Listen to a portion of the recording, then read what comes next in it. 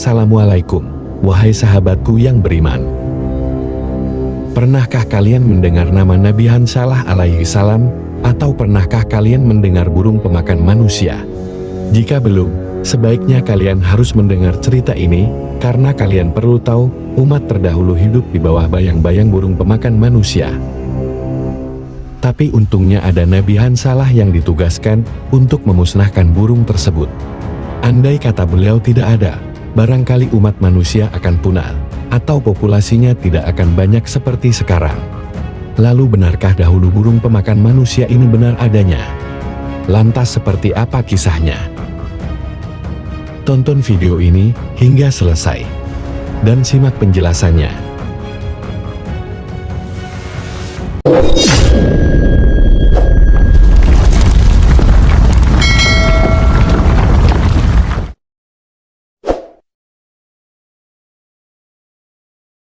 Jika harus memilih, burung mana yang paling ditakuti di dunia ini, maka kita akan setuju. Burung elang atau burung kondorlah yang paling ditakuti di dunia ini. Selain burung tersebut besar, kuat, dan cepat, kedua burung tersebut terkenal ganas saat memangsa korbannya. Tapi tahukah kalian, burung elang maupun burung kondor belum ada apa-apanya dibandingkan burung yang hidup di zaman Nabi. Namanya burung angkuh.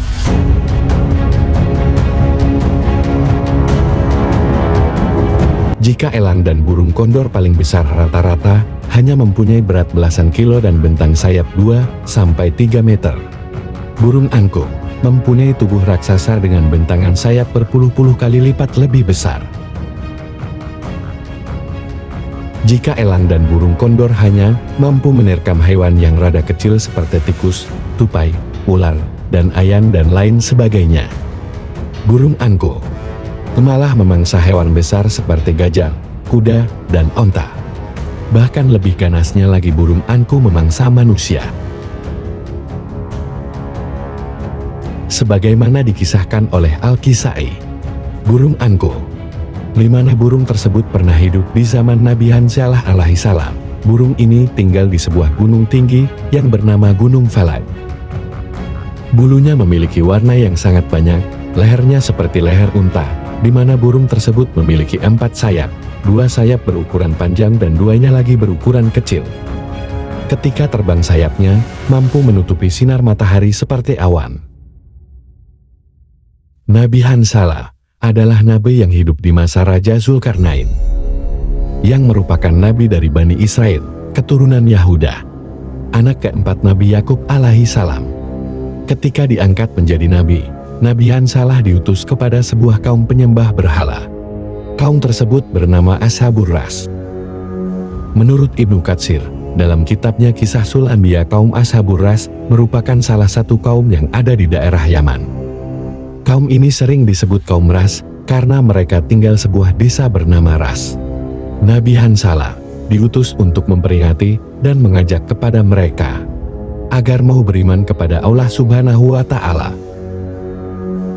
Imam As-Sudi mengatakan, kaum Ashabur Ras adalah sisa-sisa kaum Samud, yaitu para pemilik sumur rusak dan istana yang dibangun sebelum Nabi Hansalah diutus. Kaum Ras tenggelam dalam kekafiran dan menyembah pohon Sanobar. Pohon Sanobar sendiri adalah pohon yang dikeramatkan dan diyakini kehidupan ketuhanan. Dalam riwayat dikatakan bahwa yang pertama kali menanam pohon itu ialah Yafid bin Nur. Pasca badai topan di tepian mata air, saking dikeramatkannya kaum Ras mengharamkan diri mereka untuk minum aliran air yang terhubung dari pohon Sanobar. Kaum Ras membuat aturan siapa saja yang meminum aliran air yang terhubung akan dibunuh. Setelah kekafiran mereka berlangsung lama, Allah pun mengutus Nabi Hansalah. Awalnya kaum Ras tidak menghiraukan Nabi Hansalah.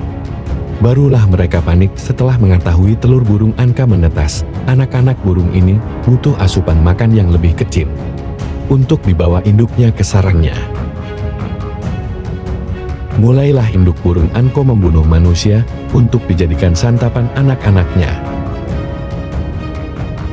Ketika kaum Ras gelisah, lantaran induk burung angko lepas kendali dengan memangsa manusia. Lalu kaum Ras mengadukan masalah tersebut kepada Nabi Hansalah.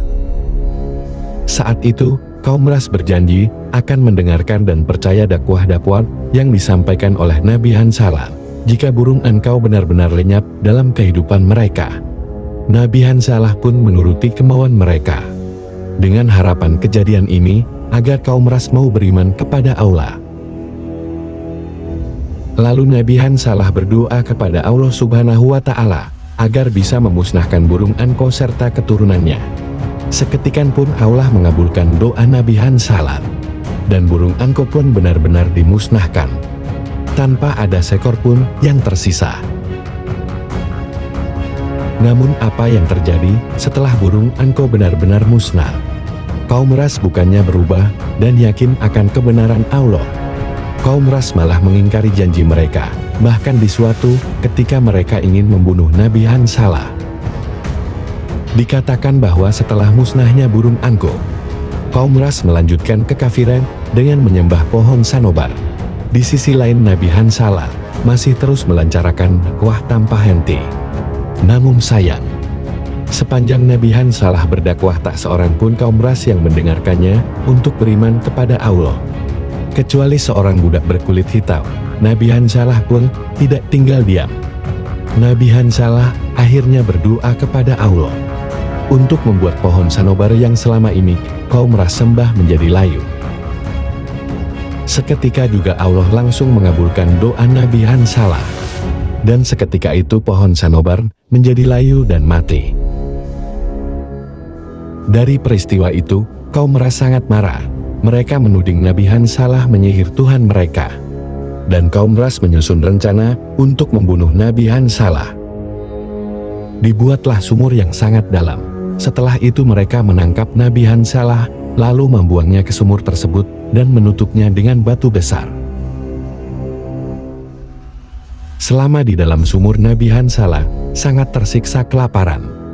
Beruntung seorang budak yang berkulit hitam tadi melihat dimasukkan ke dalam sumur tersebut. Diam-diam budak ini menolong Nabi Hansalah dengan cara memberi makan. Hal ini dilakukan setiap hari, setiap habis mencari kayu bakar. Sampai waktu ketika budak ini kelelahan, ia pun memutuskan untuk tidur sejenak. Namun dalam tidurnya tersebut, Allah membuat budak ini tidak bangun selama 7 tahun lamanya. Siapa sangka totalnya Allah ingin menyelamatkan budak yang beriman ini dari malapetaka besar. Karena di waktu di tidurnya tersebut, Allah menurunkan azab kepada kaum Ras. Mereka semua dibinasakan, dikutuk menjadi batu hitam. Setelah mereka dibinasakan, barulah budak ini dibangunkan dari tidurnya. Si budak tidak sadar bahwa ia tidur selama 7 tahun lamanya. Lalu si budak bergegas ke sumur untuk menemui Nabi Hansalah. Namun sayang beliau tidak ada di tempat dan tidak lagi menemui sang Nabi. Dalam sebuah riwayat dikatakan bahwa Nabi Hansalah sempat keluar dari sumur tersebut. Saat sudah selamat, Nabi Hansalah pergi mencari budak yang sudah menolongnya itu. Namun Allah tidak mempertemukan mereka berdua, sebab Allah baru membangunkan budak tersebut setelah Nabi Hansalah wafat. Cerita durhaka kaum Ras sendiri diabadikan Allah dalam firman sebagai berikut. Sebelum mereka, kaum Nuh, penduduk Ras dan Samud telah mendustakan rasul-rasul.